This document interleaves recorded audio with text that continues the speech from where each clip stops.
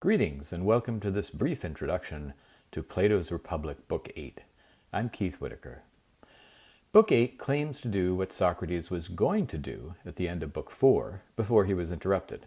Go through the other cities, that is, the unjust cities, and the corresponding unjust souls, so that they can compare the just soul and the unjust soul and decide which is happiest.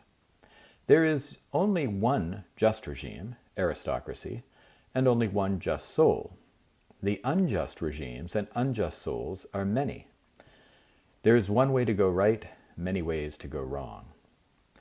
The unjust cities are four: timocracy, oligarchy, democracy, and tyranny. All are worse than the true city, the best city. Insofar as they are bad and it is good, the distinction is sharp and clear. At the same time, they do have an order. Some are better than others. Some are closer to the just regime, some farther away. The account provides for a natural rather than conventional judgment of better and worse in politics. Book 8 is incomplete. It ends with the worst regime. It does not include the account of the worst soul, which occupies the first half of Book 9. It is also, so to speak, beginning incompletely.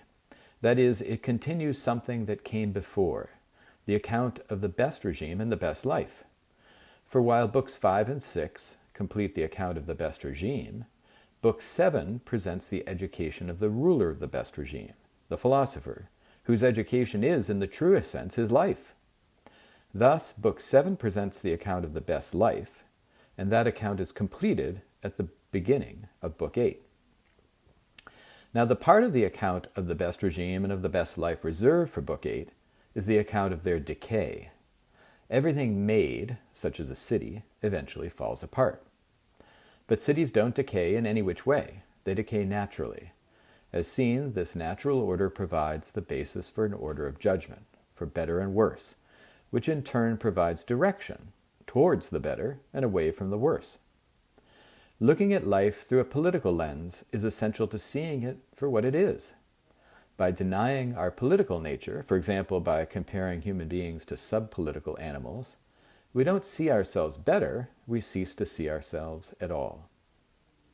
Socrates' account of the other cities seems to justify his detractors, who claim that he considered the Spartan regime, which looks like a timocracy or perhaps an oligarchy, better than the Athenian regime, the democracy. And he says that the democratic regime is only one step removed from the worst one, the tyrannic. But better and worse also imply an end.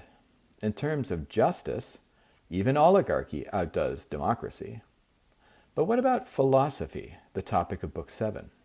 Is the end of human nature the king, the gentleman par excellence, or the philosopher, the private man par excellence?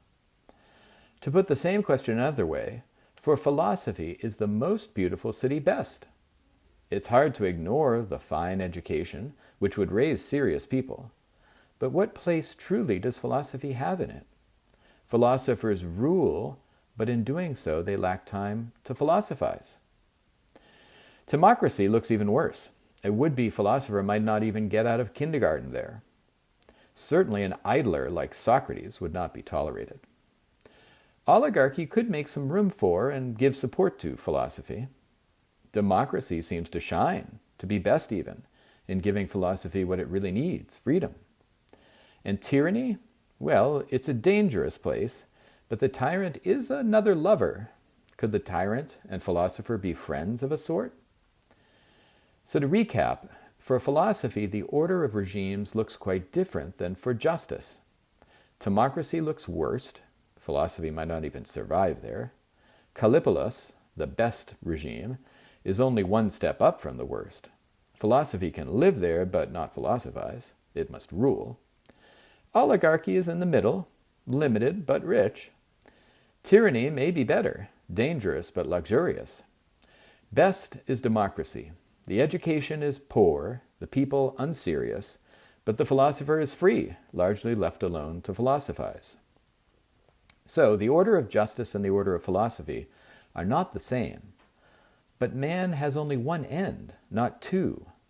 Philosophy needs the city, but apart from in the best regime, It does not serve the city. Justice is instrumental, meaning it is not as it seems or wants to seem. Along these same lines, consider the cause of the decline of the cities. That decline is caused by love. Love of our own rather than the good. Love of honor rather than virtue. Love of money rather than honor. Love of freedom rather than wealth. Love of rule above all else. Eros is preeminent. The tyrant lusts for all rule, and the philosopher for all knowledge. The tyrant wants desperately what the philosopher can't be bothered with. The tyrant is the philosopher without the taste for the love of reason, truth, and knowledge. Thank you for joining this brief introduction to Plato's Republic, Book 8.